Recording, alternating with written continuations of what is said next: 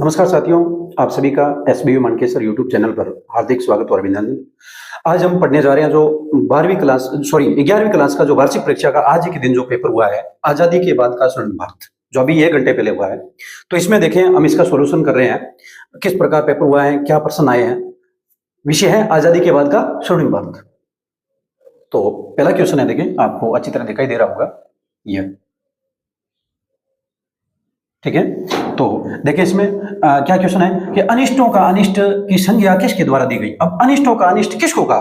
दादा भाई नौरोजी ने धन इसका संविधान दिया ना, उस समय कहा था अनिष्टों का अनिष्ट दादा भाई नौरोजी, ठीक है ना। धन निष्कर्षण दिया था, इसमें आया है धन निष्कर्षण, the wealth of train theory है। और इसके बाद में देखें next question, east India company को भारत में व्यापार करने की अनुमति कब मिली? तो व्यापार का अनुमति मिली है 1600 ईस्वी में, ठीक है ना, 1600 ईस्वी में। नेक्स्ट तीसरा क्वेश्चन है, ब्रह्म समाज की, ये दो क्वेश्चन साथ में ले लेते हैं हम। ब्रह्म समाज की स्थापना किसके द्वारा की गई? ब्रह्म समाज की स्थापना राजा राम मोहन राय के द्वारा की गई, ठीक है ना। और आधुनिक हिंदी साहित्य के जनक के रूप में किसको जाना जाता है? भारतेंदु हरिश्चंद्र को। किसको? भारतेंदु हरिश्चंद्र को। और नेक्स्ट, रेगुलेटिंग एक्ट कब पारित किया गया? याद रखना 1773 की बात है, या सी 1773 यह हो गया है, ठीक है ना। नेक्स्ट इसके बाद में छठा क्वेश्चन देखते हैं, ये वार्षिक परीक्षा का जो 11वीं का पेपर है स्वर्णिम भारत का। तो साइमन कमीशन भारत कब आया? 1928 में आया। कब आया? 1928 में, यह हो गया। और विदर इंडिया पुस्तक किसके द्वारा लिखी गई? जवाहरलाल नेहरू के द्वारा लिखी गई। किसके द्वारा? जवाहरलाल नेहरू के द्वारा। बलवंत राय मेहता समिति की सिफारिश किस व्यवस्था को स्थापित किया गया? देखो पंचायती राज, ठीक है ना। बलवंत राय मेहता समिति का संबंध पंचायती राज से है, ठीक है ना। इन्हीं की सिफारिश पर पंचायती राज व्यवस्था का जो अपने संविधान में उसको जोड़ा गया, लागू किया गया। नेक्स्ट देखें, नेशनल मेटलर्जिकल लेबोरेटरी की स्थापना कहाँ हुई? जमशेदपुर में। कहाँ पर हुई? जमशेदपुर में। अब इसमें एक ऑप्शन नहीं है झारखंड वाला, तो इसमें जमशेदपुर और झारखंड दोनों हुई थी, याद रखना ये चीज, ठीक है ना। ठीक है, अपने तो अब ऐसा है कि ऑप्शन में जमशेदपुर आया तो अपने तो यही राइट होगा। और नेक्स्ट इसके बाद में आगे देखिए, गांधी सागर बांध किस राज्य में स्थित है? देखिए गांधी सागर बांध है मध्य प्रदेश में। कहाँ पर है? मध्य प्रदेश में, ठीक है ना। नेक्स्ट इसके बाद में आगे देखते हैं हम, अच्छा खाली जगह आगे क्या, ये देखो खाली जगह। जमशेदजी टाटा ने लोहा एवं इस्पात उद्योग का शुभारंभ सन में किया। देखो इसको बोलेंगे टाटा आयरन एंड स्टील। देखो Tata iron and steel company, ठीक है ना। इसका जो हम देखें उद्योग का नाम क्या है? Tata iron and steel company.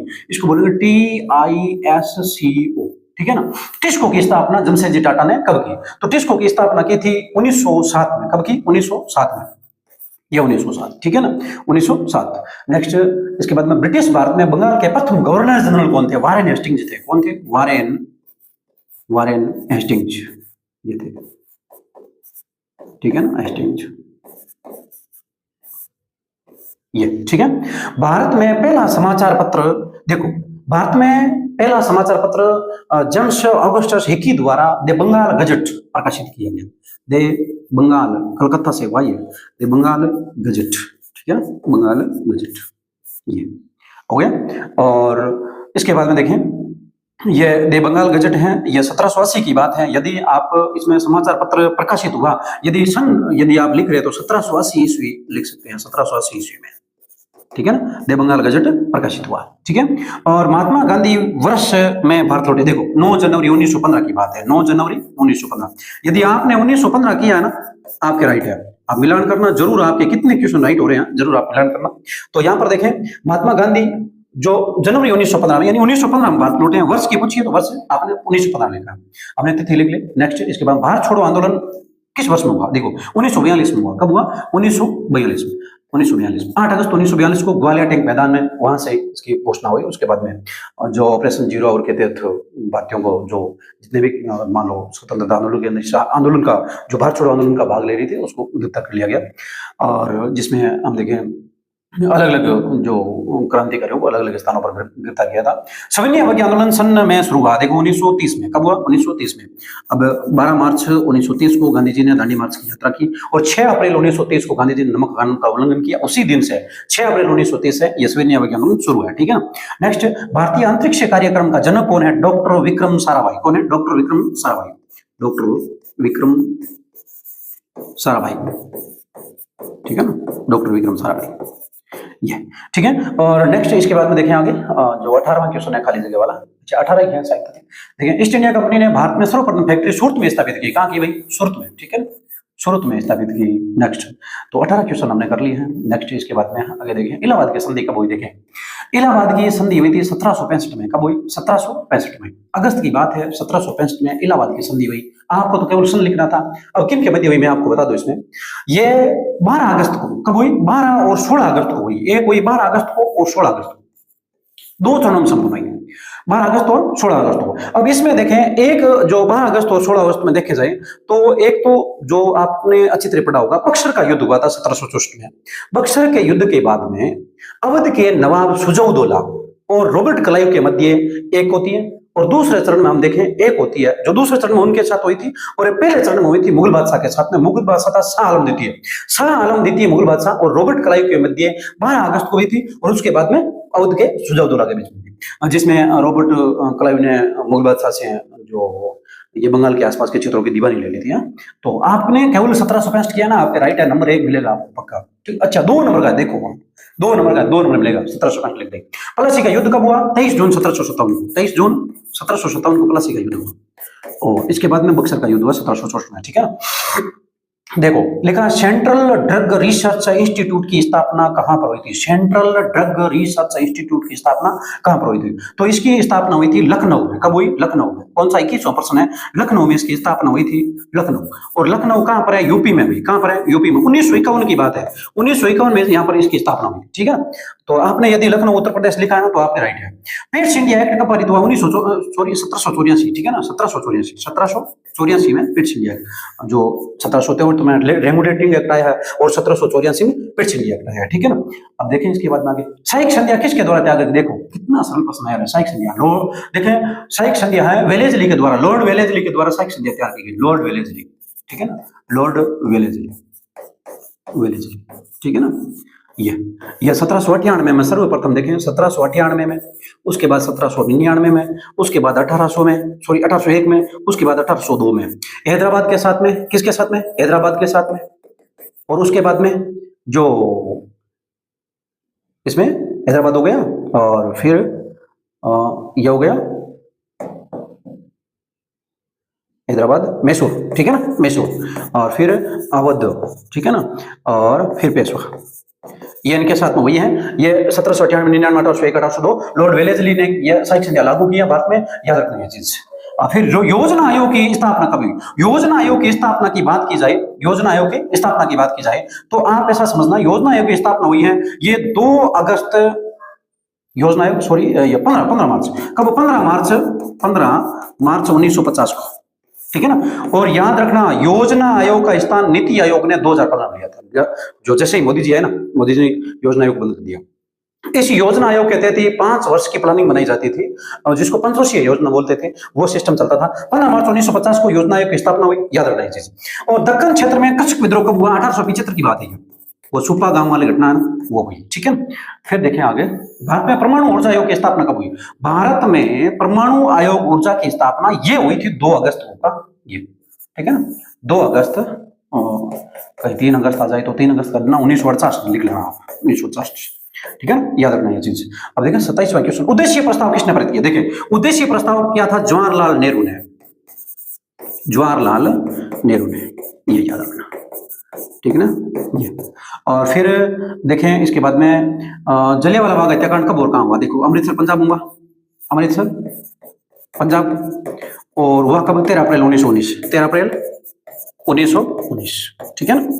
ये फिर देखें आपके प्रश्न आया 29वां क्या है? भारत की प्रथम पंचवर्षीय योजना की अवधि क्या है? 1951 से लेके 1956। मैंने आपको अभी बताया 1950 में ये जो योजना आयोग की स्थापना होती है, और उसके बाद में पहला जो पंचवर्षीय योजना बनाई जाती है 1951 से 55 तक है, ठीक है ना। प्लान्ड इकोनॉमी फॉर इंडिया पुस्तक किसके द्वारा लिखी गई? देखो प्लान्ड इकोनॉमी फॉर इंडिया अर्थशास्त्र की पुस्तक है, यह लिखी थी एम विश्वेश्वरैया ने, एम विश्वेश्वरैया, ठीक है ना, इनके द्वारा लिखी गई। ठीक है, तो हो गया 23% कर लिया आपने, जल्दी किए भाई। पंचवर्षीय योजना के मुख्य उद्देश्य क्या थे? देखिए पंचवर्षीय योजना के मुख्य उद्देश्य मैं आपको बता देता हूं, पंचवर्षीय योजना के मुख्य उद्देश्य, ठीक है। तो पंचवर्षीय योजना के उद्देश्य यदि आप लिखे हैं, तो पंचवर्षीय योजना के उद्देश्य के अंदर देखें तो आप एक साल लिखेंगे तीव्र आर्थिक विकास, तीव्र आर्थिक विकास, ये इनका मुख्य उद्देश्य था, ठीक है भाई। बेरोजगारी को कम करना, रोजगार सृजन करना, यही उद्देश्य है इनके। फिर देखो, और इसमें भी एक क्षेत्र को विशेष भी टारगेट पर लिया जाता था। तो एक दूसरा आत्मनिर्भरता, आत्मनिर्भरता, ठीक है। और तीसरे का देखें तो गरीब यानी गरीबी हटाओ, गरीब उन्मूलन। और चौथा देखें तो रोजगार सृजन, रोजगार सृजन यानी रोजगार की व्यवस्था की जाए और साथ ही गरीबी को हटा दिया जाए, आत्मनिर्भर भारत को आत्मनिर्भर बनाया जाए और साथ ही तीव्र आर्थिक विकास की नीति अपनाई जाए। ऐसा पंचवर्षीय योजना के मुख्य उद्देश्य थे, ठीक है ना। हो गया ये। अब देखें इसके बाद में आगे रैयतवाड़ी व्यवस्था के बारे में ले लेते हैं। रैयतवाड़ी व्यवस्था क्या चीज है? रैयतवाड़ी व्यवस्था है, रैयतवाड़ी व्यवस्था है, ये हम देखें तो इसमें क्या चीज है? भू राजस्व व्यवस्था है। और इसमें रैयत शब्द का अर्थ है किसान। और किसान क्या करता है कि जो अंग्रेजों के साथ, ब्रिटिश सरकार के साथ ना सीधा संबंध स्थापित करता है, यानी कर के रूप में, ठीक है ना। यानी सरकार क्या करती है, यदि समझौता करेगी सीधा किसान से ही करेगी। आपने एक नाम सुना होगा मालवाड़ी। मालवाड़ी के अंदर क्या होता, सरकार क्या करती, माल यानी गांव से सीधा समझौता करती, ठीक है ना। तो ठीक उसी प्रकार रैयत से, यानी इसमें कोई बिचौलिया नहीं होगा, सीधा सरकार से कौन, किसान जो अपना समझौता करेगा और उसके बाद में किसान उसको टैक्स अदा करेगा। इसमें क्या था, ये जो एक हेक्टर मुनरो और एक कर्नल जो रीड है, इन्होंने मद्रास क्षेत्र के अंदर को लागू किया। ये भारत में ब्रिटिश जो राज है, ब्रिटिश भारत है, इसका लगभग 51% भाग पर यह व्यवस्था लागू की गई, ठीक है ना, रैयतवाड़ी व्यवस्था। नेक्स्ट देखें, भारतीय संविधान के आधारभूत सिद्धांत मूल जो मान्यता क्या है। देखो, भारतीय संविधान के आधारभूत सिद्धांत कौन से? आधारभूत सिद्धांत है ना, ये ऐसा समझ लेना कि आपके जो संविधान की प्रस्तावना मिलेंगे, ठीक है। जैसे कि मान लीजिए धर्मनिरपेक्षता है, धर्मनिरपेक्षता या अपने धर्मनिरपेक्षता, या और देखें तो समाजवाद, समाजवाद, ये अपने आधारभूत सिद्धांत है। तो और देखें तो मान लीजिए गणतंत्र है, गणतंत्र और संप्रभुता। संप्रभुता, संप्रभुता का मतलब क्या होता है भाई? संप्रभुता का मतलब है संप्रभु, इसका मतलब स्वयं प्रभु। ऐसा मतलब नहीं है कि स्वयं प्रभु का मतलब हम ही भगवान है, ऐसा नहीं। संप्रभुता का मतलब होता है ऐसा कोई मान लो देश जो अपना निर्णय लेने में खुद सक्षम हो, वो संप्रभु राष्ट्र कहलाएगा। तो संप्रभु है भारत गणतंत्र राष्ट्र। गणतंत्र राष्ट्र किसे कहते हैं? जिस देश का मुखिया निर्वाचित हो वो राष्ट्र गणतंत्र राष्ट्र कहलाता है। अपना देश का मुखिया कौन?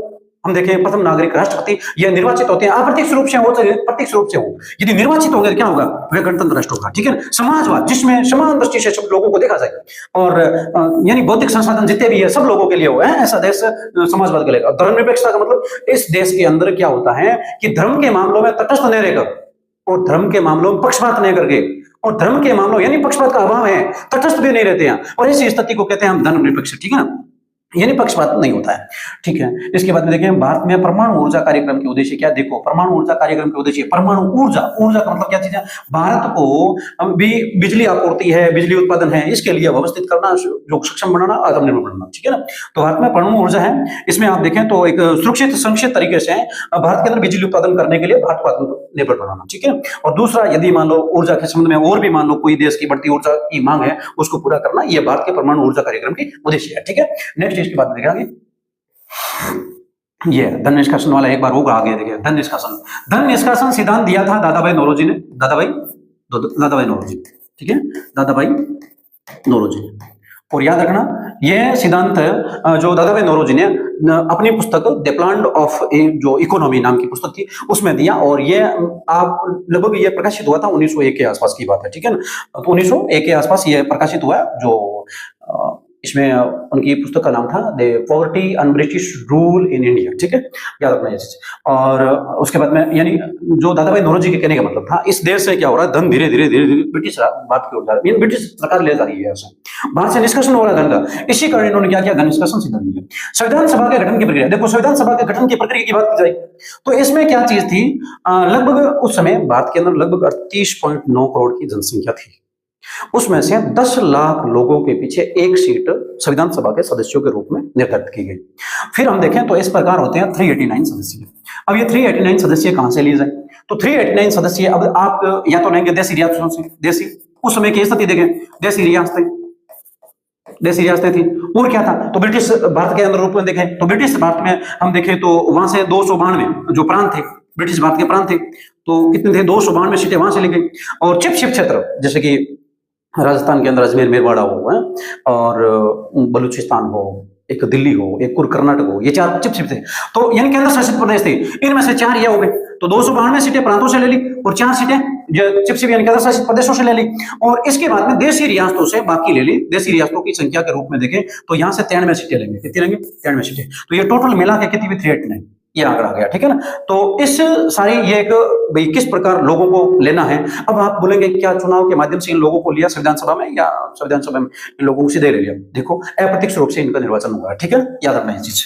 यानी क्योंकि उस समय देश इतना सक्षम नहीं था कि प्रत्येक आम जनता से वो यानी एक हम देखें सार्वभौमिक वरिष्ठ मताधिकार के आधार पर इस संविधान सभा का गठन हो जाए, ऐसा उस समय विदेश स्थिति में नहीं था, ठीक है। अब बात है 1813 के चार्टर एक्ट में दो प्रमुख प्रावधान, दो नहीं 3 बढ़ा देंगे। क्या चीज है? देखो 1813 के चार्टर की बात है, एक तो अंग्रेजों ने हमसे वादा किया था कि हम शिक्षा पर 1 लाख रुपए खर्च करेंगे, किया नहीं, लेकिन बात कर लिया, ठीक है, वो एक नियम हो गया। दूसरी बात यह थी 1813 के चार्टर एक्ट के अंदर का उन्होंने एक लाइन लिख दी कि ईसाई मिशनरियों को भारत में धर्म प्रचार की खुली छूट दे दी जाए। यानी ईसाई धर्म प्रचार के ना उनको भारत में धर्म प्रचार करने की खुली छूट दी। ये 2 नियम। तीसरा नियम क्या था? अब ब्रिटिश जो ईस्ट इंडिया कंपनी है, उस ईस्ट इंडिया कंपनी के कुछ एकाधिकार समाप्त किए। एकाधिकार जिसमें केवल एक तो चाय का और दूसरा चीन देश। याद रखना, अब मैं ऐसा बोल दूं चाय और चीन के साथ, ऐसा नहीं है। अब आप ऐसा समझ लेंगे चाय और चीनी, ऐसा नहीं है। चाय और प्लस चीन एक देश, चीन के साथ व्यापार करना, यानी ऐसा सिस्टम था पहले कि चीन के साथ यदि कोई व्यापार करेगा तो ईस्ट इंडिया कंपनी एक ही करेगी। यदि यहां से भारत से कोई चाय से संबंधित कोई व्यापार करेगा तो ईस्ट इंडिया कंपनी एक ही करेगी। ये 2 के छोड़ के और पीछे वाले सारे एकाधिकार समाप्त कर दिए। और याद रखना 1813 के 20 साल बाद में जब 1833 का चार्टर एक्ट आया ना, उस समय इसके कंपनी के जो ईस्ट इंडिया कंपनी थे उसके एकाधिकार जितने भी थे सारे समाप्त कर दिए, ठीक है ना। ये चीज ध्यान रखना। तो इसमें मैंने आपको बता दिया, जो 3 लाइनें बताई आप 2 लिखें, कोई कौन सी भी लिखिए, आपने जो भी लिखा है राइट है।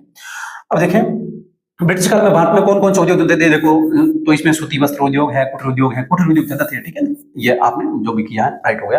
अब देखो पंचशील सिद्धांतों के बारे में आपने जो लिखा है, देखें और जलियांवाला बाग हत्याकांड कितना सरल है। जलियांवाला बाग जो 13 अप्रैल 1919 की घटना हुई है, और ये एक जल्ली नाम का एक व्यक्ति था, उसी का एक बाग था, और वहां पर जो वैसाखी के दिन किस प्रकार जो एकत्रित होते हैं, और यहाँ पर जो रोनाल्डो डायनर जनरल डायर दोनों आके वहां पर क्या करते हैं, गोलीबारी करते हैं और कई लोग मारे जाते हैं।